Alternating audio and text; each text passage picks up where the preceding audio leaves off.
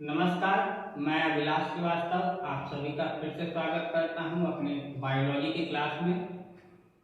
यह वीडियो जो है आपकी पहली चैप्टर यानी जीवन की मौलिक इकाई की तीसरी वीडियो होने वाली है। पिछली वीडियो में हमने कुछ महत्वपूर्ण वैज्ञानिकों के बारे में जाना था। आज फिर से उन बातों को हम रिवाइज कर लेते हैं। जैसे कोशिका की जो खोज है वो रॉबर्ट हुक ने की थी 1665 ईस्वी में। सबसे पहले जो जीवित कोशिका है उसको ल्यूमेनहॉफ ने खोजा था 1674 ईस्वी में। रॉबर्ट ब्राउन ने जो है कोशिका में स्थित केंद्रक के बारे में बताया था 1831 ईस्वी में। कोशिका में जो जीव द्रव्य होता है उसके बारे में हमें जे.ई. कुरोकानी ने बताया था। स्लीडेन एवं स्वान ने कोशिका के बारे में सर्वप्रथम कोशिका सिद्धांत दिया था 1839 ईस्वी में। उसी सिद्धांत को आगे बढ़ाते हुए फिर विर्चो ने कोशिका सिद्धांत को बताया 1855 ईस्वी में। और मैक्सवेल अर्नेस्ट ने इलेक्ट्रॉन सूक्ष्मदर्शी की खोज की थी 1940 ईस्वी में। बच्चों ये सारे जो वैज्ञानिक हैं बहुत महत्वपूर्ण हैं और इनमें से एक या दो तो आपके परीक्षा में पूछे ही जाते हैं।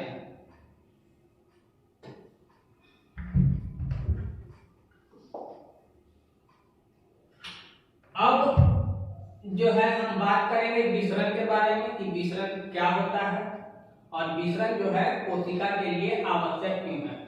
विसरण को हम लोग इंग्लिश में कहते हैं डिफ्यूजन। विसरण की जो प्रक्रिया है वो सब होती किसमें है तो विसरण की जो प्रक्रिया है वो ठोस, द्रव और गैस तीनों में होती है। विसरण की दिशा जो है निश्चित नहीं होती है। यह अपने आसपास के वातावरण में चारों ओर फैल जाता है। इसकी दिशा निश्चित नहीं होती है। इस प्रक्रिया को पूरा होने में किसी भी प्रकार की किसी झिल्ली का उपयोग नहीं होता है।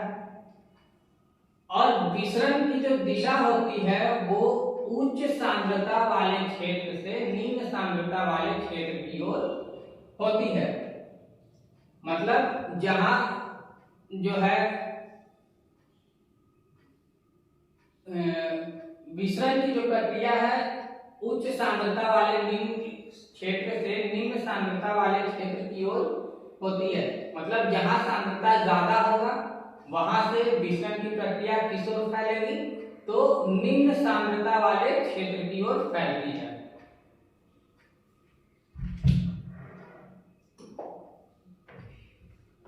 अब जो है विसरण को हम समझेंगे कैसे किया क्या होता है। जैसे मान लीजिए कि मैंने जो है एक रूम में एक धूप या अगरबत्ती को जला दिया तो क्या अगरबत्ती की जो खुशबू है वो कमरे के केवल एक ही कोने में सुगंध आएगी उसकी या फिर पूरे कमरे में आएगी। तो उसकी जो सुगंध है पूरे कमरे में फैल जाती है। इसीलिए कहा जाता है कि विसरण की दिशा जो है वो निश्चित नहीं होती है। वो किसी एक दिशा में गमन नहीं करती है बल्कि वो अपने आसपास के वातावरण में चारों ओर फैल जाता है। जैसे अगर आप कहीं बाजार जा रहे हो और रोड के एक तरफ अगर फास्ट फूड का दुकान है और आप दूसरी ओर चल रहे हो तो फास्ट फूड की जो महक है वो आपको रोड के दूसरी ओर भी आ जाती है।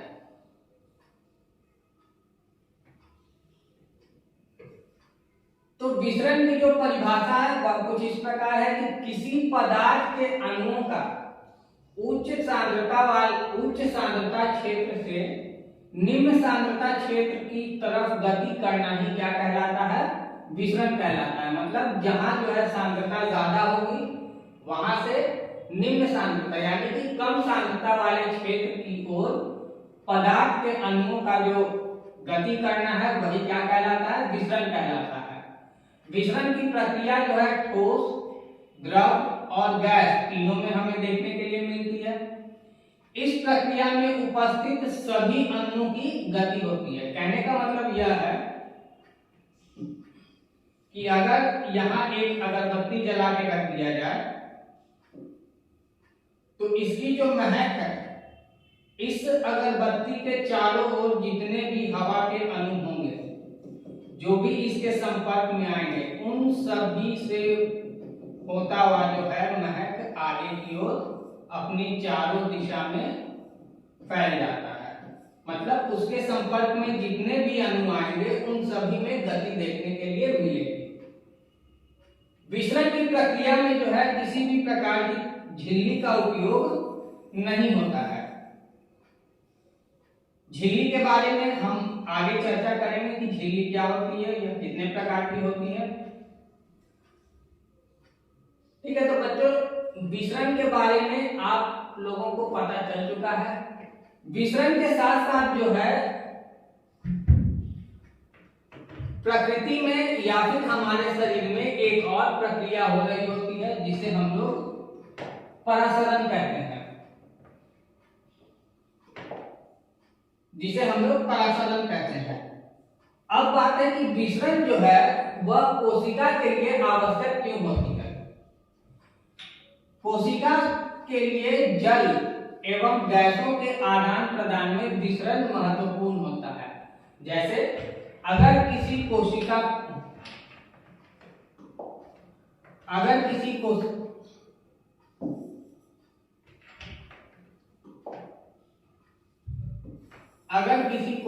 को अपने बाहर के वातावरण से गैस या फिर जल को अपने अंदर लेना होगा, तो वह किस प्रक्रिया के माध्यम से लेगी, तो वह जो है विसरण की प्रक्रिया करेगी और गैस के अणुओं और जल के अणुओं को अपने अंदर ले लेगा। और ऐसा इसलिए होता है क्योंकि कोशिका के अंदर जो है जल, गैस और जल की सांद्रता कम होती है, जबकि बाहर के वातावरण में जल और गैस की सांद्रता ज्यादा होगी। मैंने पहले ही बताया है कि विसरण में क्या होता है कि उच्च सांद्रता वाले क्षेत्र से निम्न सांद्रता वाले क्षेत्र की ओर अणुओं का गमन होता है, अणुओं की गति होती है। तो क्या होगा कि बाहर जब सांद्रता ज्यादा होगी गैस अथवा जल की, तो वह जो है विसरण की प्रक्रिया से कोशिका के अंदर चला जाएगा। विसरण कोशिका को अपने बाहरी पर्यावरण से पोषण ग्रहण करने में सहायता करता है। जिस प्रकार गैस और जल जो है विसरण की प्रक्रिया से कोशिका के अंदर जाते हैं, अंदर बाहर आते जाते हैं, उसी प्रकार अगर कोशिका को पोषण ग्रहण करना है तो वह भी किस प्रक्रिया के माध्यम से होगा, वह भी जो है विसरण की प्रक्रिया के माध्यम से ही होता है। इसके बाद है कोशिका से विभिन्न अणुओं का अंदर आना एवं बाहर जाना विसरण की वजह से होता है। तो जैसे जल, गैस या फिर कोई अन्य पदार्थ कोशिका के अंदर बाहर जो है विसरण के माध्यम से ही आते जाते हैं, उसी तरह से जो और भी अणु होते हैं, जैसे कोशिका को अगर अपशिष्ट पदार्थों को निष्कासित करना है अपने अंदर से बाहर की ओर, तो वो जो है विसरण की सहायता से ही, विसरण प्रक्रिया करके ही जो है उस अपशिष्ट पदार्थ को अपने से बाहर जाने देगा। तो ऐसा नहीं है कि केवल गैस और जल के अणुओं के ही आदान प्रदान में जो है विसरण उपयोगी होता है, बल्कि पोषण ग्रहण करने में और भी कई तरह के जो अणु होते हैं वे भी कोशिका के अंदर और बाहर विसरण की प्रक्रिया से ही आते जाते हैं। इसके बाद है परासरण। जो प्रकृति है या फिर जो हमारा शरीर है, इसमें विसरण के अलावा एक और प्रक्रिया होती रहती है जिसे हम लोग परासरण कहते हैं, और परासरण को अंग्रेजी में ऑस्मोसिस कहा जाता है। तो परासरण को जानने से पहले जो है बच्चों हमें विलयन के बारे में जानना जरूरी है कि विलयन जो है किस किस तरह का हो सकता है, क्योंकि जो परासरण की प्रक्रिया है वह केवल और केवल जल में ही होता है, यह गैस और ठोस में नहीं होता है। तो विसरण की प्रक्रिया परासरण में ही होती है। तो जो बच्चों जो विलयन होता है, विलयन विलायक और विलेय इन दोनों से ही बनता है। जैसे अगर मैंने नमक और पानी को आपस में मिला दिया है तो इसमें जो है पानी विलायक होगा और नमक विलेय होगा। ठीक है। अब मैंने क्या किया कि मैंने जो है 2 गिलास ले लिया, इस दोनों गिलास को जो है पानी से भर दिया और दोनों में नमक मिला दिया। जैसा आप देख रहे हैं कि पानी है, पानी में गिलास है, गिलास में पानी और नमक दोनों गिलास में मिक्स किया गया, मिला दिया गया है। अब मैंने क्या किया कि इसमें से एक चम्मच पानी जो है आपको टेस्ट करवाया। तो आपने कहा कि जो ग्लास ए है इसका पानी कम खा रहा है और जो ग्लास बी है इसका पानी ज्यादा खा रहा है। तो जिस ग्लास का पानी कम खा रहा है उसमें नमक कम होगा और जिस ग्लास का पानी ज्यादा खा रहा है उसमें जो है नमक ज्यादा होगा। तो नमक इस सॉल्यूशन में जो है नमक विलेय है और पानी विलायक है। तो वैसा विलयन जिसमें जो है विलेय ज्यादा हो, विलेय कम हो और विलायक जो है ज्यादा हो, उसे हम तनु विलयन कहते हैं।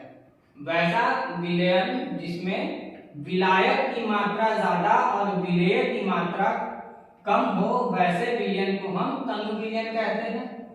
और वैसा विलयन जिसमें जो है विलायक की मात्रा कम यानी पानी कम और विलेय की मात्रा ज्यादा यानी नमक की मात्रा ज्यादा होगी, उसे हम सांद्र विलयन कहते हैं। तो तनु विलयन और सांद्र विलयन के बारे में आप लोग को समझ में आ गया। तनु विलयन वैसे विलयन को कहेंगे जिसमें विलायक ज्यादा हो और विलेय कम, और सांद्र विलयन वैसे विलयन को कहेंगे जिसमें विलायक कम और विलेय की मात्रा ज्यादा होगी। तो इस वाले विलयन में जो है विलायक कौन था? विलायक पानी था और विलेय नमक है। अब जो है परासरण की प्रक्रिया को समझने से पहले मैंने पहले कहा था कि हम जो है झिल्ली के बारे में थोड़ी बातचीत करेंगे। तो झिल्ली जो है वह 3 प्रकार की होती है। ठीक है, जैसे पारगम्य झिल्ली, पारगम्य झिल्ली और अपारगम्य झिल्ली। अर्धपारगम्य झिल्ली जो होती है वह जो है केवल और केवल विलायक के अणुओं को अपने से आने जाने देगा। ठीक है, पारगम्य झिल्ली वह झिल्ली होती है जिससे कि विलायक और विलेय दोनों के जो अणु हैं उससे आर पार आ जा सकते हैं। और अपारगम्य झिल्ली जो होती है उससे किसी भी प्रकार की अणु का गमन नहीं होता है, चाहे वो विलायक हो या फिर विलेय हो। विलायक जो अर्धपारगम्य झिल्ली है वो क्या करती है? केवल विलायक के अणु को आने जाने देगा। पारगम्य झिल्ली जो है वो विलायक और विलेय दोनों के अणुओं को आने जाने देगा। और अपारगम्य झिल्ली जो है वह किसी भी प्रकार के अणुओं को अपने से होकर के आने जाने नहीं देगा। तो विसरण की प्रक्रिया को समझने के लिए जो है मैंने क्या किया है कि एक बर्तन लिया है जो 2 भागों में बटा हुआ है। आप देख रहे होंगे भाग ए और भाग बी। इसमें मैंने क्या किया है कि भाग ए में नमक कम डाला है, यानी भाग ए जो है वो किस प्रकार का विलयन है? तनु विलयन है। मतलब यहाँ विलायक की मात्रा ज्यादा है और विलेय की मात्रा कम है, जबकि जो बी वाला खंड है वो सांद्र विलयन है। सांद्र विलयन इसलिए जो है यहाँ विलायक कम होगा और विलेय ज्यादा, मतलब पानी कम है और नमक जो है ज्यादा है। इस विलयन में मैंने क्या किया कि एक अर्धपारगम्य झिल्ली को लगा दिया है। अर्धपारगम्य झिल्ली क्या करता है कि वह जो है केवल विलायक के अणुओं को आने जाने देता है। ठीक है, तो इस वाले विलयन में विलायक कौन है? विलायक जो है वो पानी है। तो क्या होगा, पानी का जो प्रवाह है वो किधर से किधर की ओर,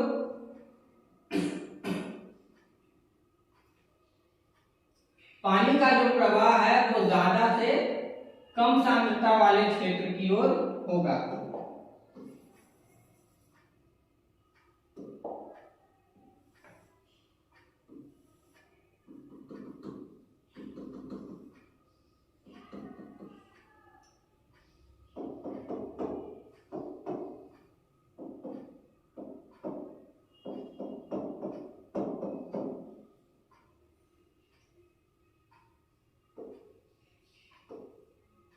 यहाँ जो एक अर्धपारगम्य झिल्ली लगा हुआ है और यहाँ जो है जो पानी के अणु होंगे वो किधर से किधर की ओर गमन करेंगे, तो जहां पानी की सांद्रता ज्यादा है उधर से जहां पानी की सांद्रता कम है उधर की ओर। तो यहाँ पानी की सांद्रता ज्यादा है तो इसलिए जो पानी के अणुओं का गमन होगा वो इधर से इधर की ओर होगा। ठीक है,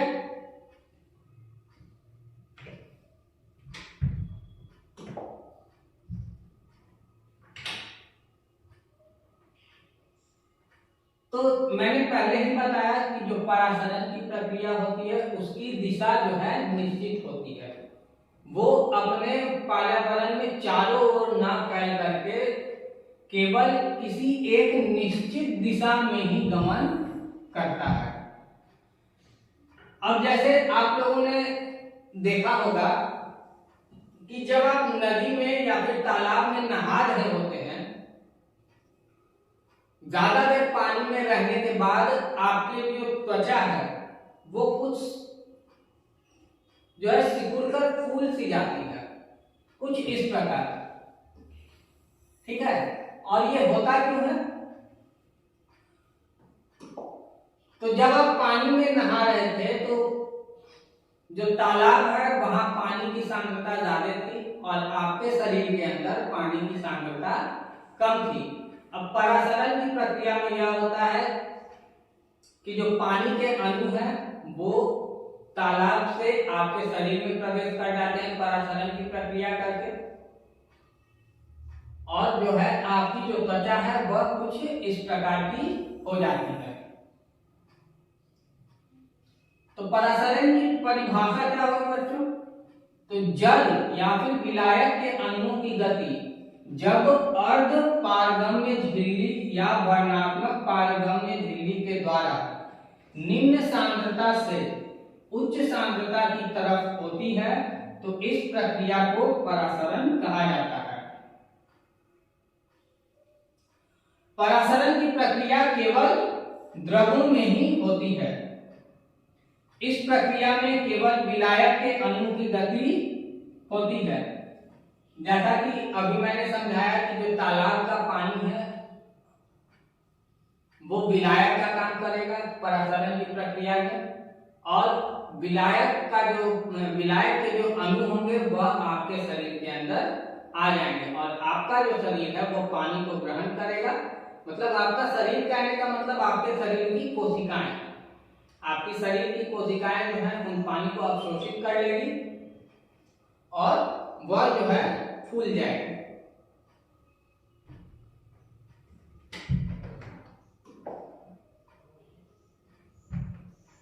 सजीवों के लिए जो है परासरण महत्वपूर्ण क्यों होता है? सजीव क्या कार्य करते हैं परासरण की प्रक्रिया करते हैं? तो जो एक कोशिकीय जलीय कोशिका होती है, मतलब वैसे ही जलीय कोशिकाएं जो केवल एक ही कोशिका से मिलकर के बनी होती हैं तथा अधिकांश पादप कोशिकाएं कहने का मतलब पेड़ पौधों में पाई जाने वाली कोशिकाएं। तो एक कोशिकीय जलीय कोशिका तथा अधिकांश पादप कोशिका जो है परासरण द्वारा ही जल का ग्रहण करती है। तो परासरण के द्वारा क्या होता है कि जो पादप कोशिकाएं होती है वे जल का ग्रहण करती हैं तथा जो एक कोशिकीय जलीय कोशिका होती है वह भी जल का ग्रहण परासरण की प्रक्रिया के द्वारा ही करती है। पौधों की जड़ों के द्वारा जल का अवशोषण परासरण द्वारा होता है। पौधे के जो जड़ होते हैं वह आप सभी जानते हैं कि पानी जो है पौधे के जड़ के द्वारा ही अवशोषित किया जाता है। तो जो जल का अवशोषण होता है जड़ के द्वारा वह किसकी सहायता से होता है? वह भी जो है परासरण की सहायता से ही होता है। एक बहुत महत्वपूर्ण बात यह है कि परासरण की प्रक्रिया में विलायक के अणुओं की गति जो है अल्प परासरी से अति परासरी की ओर होती है। अल्प परासरी कहने का मतलब जो तनु विलयन होगा उसे हम अल्प परासरी विलयन भी कहते हैं। तो विलायक के अणुओं की गति जो है